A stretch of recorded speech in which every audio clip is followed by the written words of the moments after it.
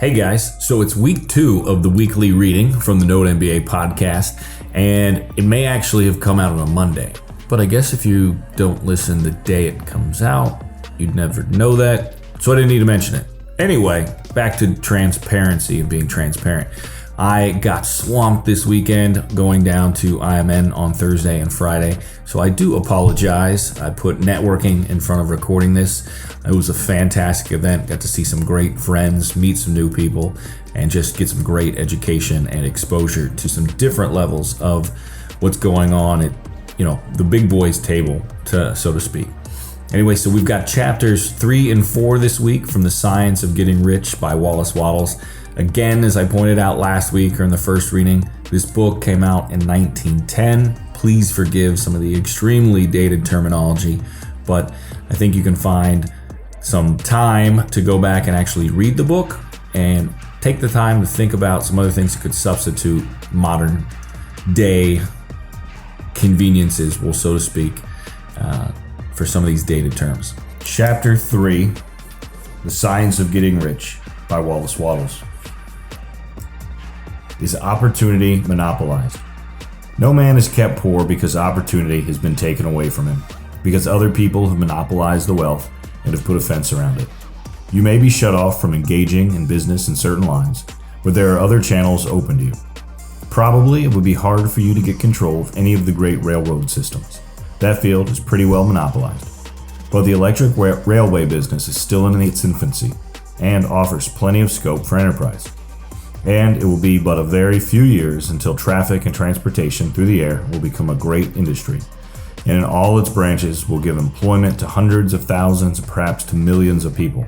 Why not turn your attention to the development of aerial transportation instead of competing with J.J. Hill and others for a chance in the steam railway world?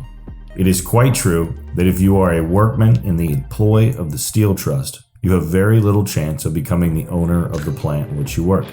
But it is also true that if you will commence to act in a certain way, you can soon leave the employ of the Steel Trust. You can buy a farm from 10 to 40 acres and engage in business as a producer of foodstuffs. There is great opportunity at this time for men who will live upon small tracts of land and cultivate the same intensively. Such men will certainly get rich. You may say that it is impossible for you to get the land, but I am going to prove to you that it is not impossible, and that you can certainly get a farm if you will go to work in a certain way. At different periods, the tide of opportunity sets in different directions, according to the needs of the whole and the particular stage of social evolution which has been reached. At present, in America, it is setting toward agricultural and the allied industries and professions. Today, opportunity is open before the factory worker in his line. It is open before the businessman who supplies the farmer more than before the one who supplies the factory worker, and before the professional man who waits upon the farmer more than before the one who serves the working class. There is abundance of opportunity for the man who will go with the tide instead of trying to swim against it. So the factory workers, either as individuals or as a class, are not deprived of opportunity.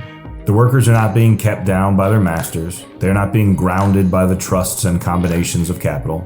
As a class, they are where they are because they do not do things in a certain way. If the workers of America chose to do so, they could follow the example of their brothers in Belgium and other countries and establish department stores and cooperative industries. They could elect men of their own class to office and pass laws favoring the development of such cooperative industries. And in a few years, they could take peaceable possession of the industrial field. The working class may become the master class whenever they will begin to do things in a certain way. The law of wealth is the same for them as it is for all others. This they must learn, and they will remain where they are as long as they continue to do as they do. The individual worker, however, is not held down by the ignorance or the mental slothfulness of his class. He can follow the tide of opportunity to riches, and this book will tell him how. No one is kept in poverty by a shortness in the supply of riches. There is more than enough for all. A palace as large as the capital of Washington might be built for every family on earth from the building material in the United States alone. And under intensive cultivation, this country would produce wool, cotton, linen, and silk enough to clothe each person in the world finer than Solomon was arrayed in all of his glory, together with food enough to feed them all luxuriously. The visible supply is practically inexhaustible, and the invisible supply really is inexhaustible. Everything you see on earth is made from one original substance, out of which all things proceed. New forms are constantly being made, and older ones are dissolving, but all are shapes assumed by one thing. There is no limit to the supply of formless stuff or original substance. The universe is made out of it, but it was not all used in making the universe. The spaces in, through, and between the forms of the visible universe are permeated and filled with the original substance, with the formless stuff, with the raw material of all things. 10,000 times as much has been made, might still be made, and even then we should not have exhausted the supply of universal raw material. No man therefore is poor because nature is poor, or because there is not enough to go around. Nature is an inexhaustible storehouse of riches. The supply will never run short. Original substance is alive with creative energy and is constantly producing more forms. When the supply of building material is exhausted, more will be produced. When the soil is exhausted, so that foodstuffs and materials for clothing will no longer grow upon it, it will be renewed and more soil will be made.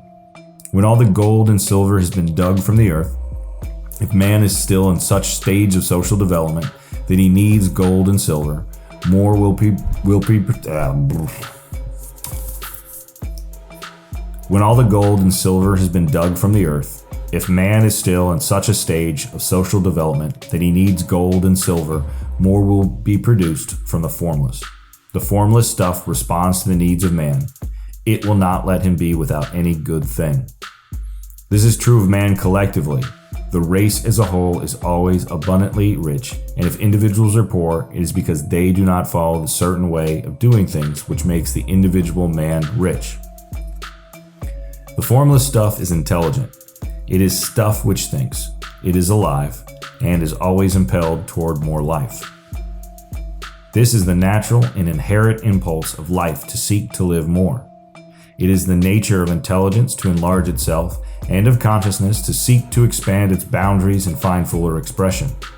The universe of forms has been made by formless living substance, throwing itself into form in order to express itself more fully. The universe is a great living presence, always moving inherently towards more life and fuller functioning. Nature is formed for the advancement of life. Its impelling motive is the increase of life. For this cause, everything which can possibly minister to life is bountifully provided. There can be no lack unless God is to contradict himself and nullify his own works. Chapter 4. The first principle in the science of getting rich. Thought is the only power which can produce tangible riches from the formless substance. The stuff from which all things are made is a substance which thinks, and thought of form in this substance produces the form. Original substance moves according to its thoughts. Every form and process you see in nature is the visible expression of a thought in original substance. As the formless substance thinks of a form, it takes that form. As it thinks of a motion, it makes that motion. That is the way all things were created. We live in a thought world, which is part of a thought universe. The thought of a moving universe extended throughout formless substance, and the thinking stuff moving according to that thought took the form of the systems of planets and maintains that form. Thinking substance, which takes the form of its thought and moves according to the thought, holding the idea of a circulating system of suns and worlds, it takes the form of these bodies and moves them as it thinks. Thinking the form of a slow-growing oak tree, it moves accordingly and produces the tree, though centuries may be required to do the work. In creating, the formless seems to move according to the lines of motion it has established. The thought of an oak tree does not cause the instant formation of a full-grown tree, but it does start in motion the forces which will produce the tree along established lines of growth. Every thought of form, held in thinking substance, causes the creation of the form, but always, or at least generally, along lines of growth and action already established. The thought of a house of a certain construction, if it were impressed upon formless substance, might not cause that instant formation of the house, but it would cause the turning of creative energies already working in trade and commerce into such channels as to result in the speedy building of the house. And if there were no existing channels through which the creative energy could work, then the house would be formed directly from primal substance, without waiting for the slow processes of the organic and inorganic world. No thought of form can be impressed upon original substance without causing that creation of the form.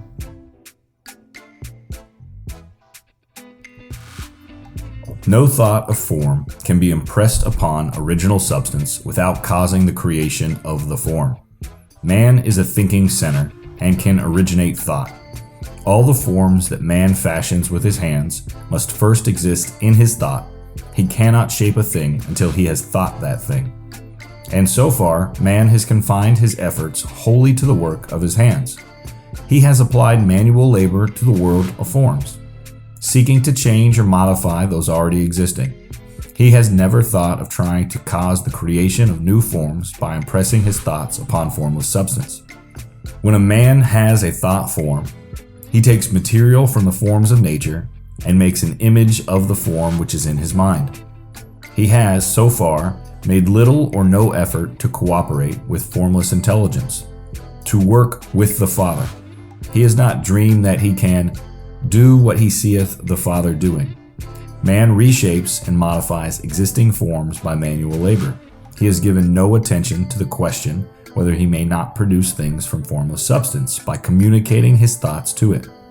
We propose to prove that he may do so, to prove that any man or woman may do so, and to show how.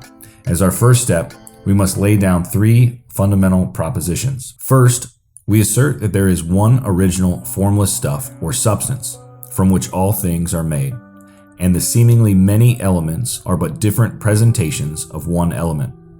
All the many forms found in organic and inorganic nature are but different shapes, made from the same stuff, and this stuff is thinking stuff. A thought held in it produces the form of the thought. Thought in thinking substance produces shapes. Man is a thinking center, capable of original thought. If man can communicate his thought to original thinking substance, he can cause the creation or formation of the thing he thinks about. To summarize this, there is a thinking stuff from which all things are made, and which, in its original state, permeates, penetrates, and fills the interspaces of the universe. A thought in this substance produces the thing that is imaged by the thought.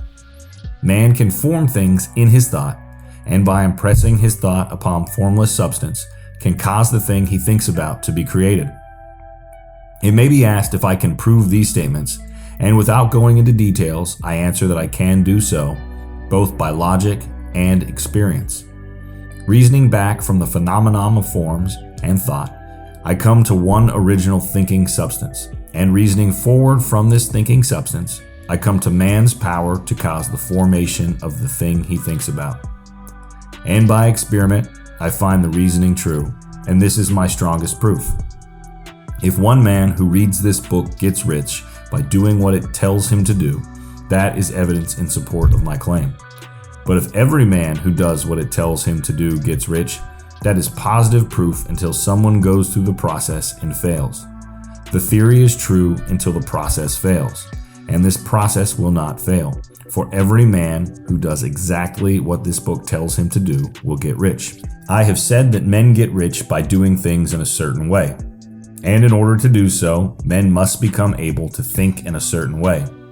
A man's way of doing things is the direct result of the way he thinks about things. To do things in a way you want to do them, you will have to acquire the ability to think the way you want to think. This is the first step toward getting rich. To think what you want to think is to think truth, regardless of appearances. Every man has the natural and inherent power to think what he wants to think, but it requires far more effort to do so than it does to think the thoughts which are suggested by appearances. To think according to appearance is easy. To think truth, regardless of appearances, is laborious, and requires the expenditure of more power than any other work man is called upon to perform.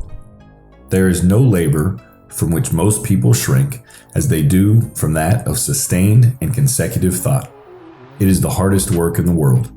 This is especially true when truth is contrary to appearances. Every appearance in the visible world tends to produce a corresponding form in the mind which observes it, and this can only be prevented by holding the thought of the truth. To look upon the appearance of disease will produce the form of disease in your own mind, and ultimately in your body, unless you hold the thought of the truth, which is that there is no disease, it is only an appearance, and that reality is health. To look upon the appearances of poverty will produce corresponding forms in your own mind, unless you hold to the truth that there is no poverty, there is only abundance. To think health when surrounded by the appearance of disease, or to think riches when in the midst of appearances of poverty requires power. But he who acquires this power becomes a mastermind. He can conquer fate. He can have what he wants. This power can only be acquired by getting hold of the basic fact which is behind all appearances. And that fact is that there is one thinking substance, from which and by which all things are made. Then we must grasp the truth that every thought held in this substance becomes a form, and that man can so impress his thoughts upon it as to cause them to take form and become visible things. When we realize this, we lose all doubt and fear, for we know that we can create what we want to create. We can get what we want to have, and can become what we want to be. As a first step toward getting rich, you must believe the three fundamental statements given previously in this chapter, and in order to emphasize them, I repeat them here. There is a thinking stuff from which all things are made, and which, in its original state, permeates, penetrates, and fills the interspaces of the universe. A thought in this substance produces the thing that is imaged by the thought. Man can form things in his thought, and by impressing his thought upon formless substance, can cause the thing he thinks about to be created. You must lay aside all other concepts of the universe than this monistic one, and you must dwell upon this until it is fixed in your mind and has become your habitual thought. Read these creed statements over and over again. Fix every word upon your memory, and meditate upon them until you firmly believe what they say. If a doubt comes to you, cast it aside as sin. Do not listen to arguments against this idea. Do not go to churches or lectures where a contrary concept of things is taught or preached. Do not read magazines or books which teach a different idea. If you get mixed up in your faith, all your efforts will be in vain. Do not ask why these things are true, nor speculate as to how they can be true. Simply take them on trust. The science of getting rich begins with the absolute acceptance of this faith.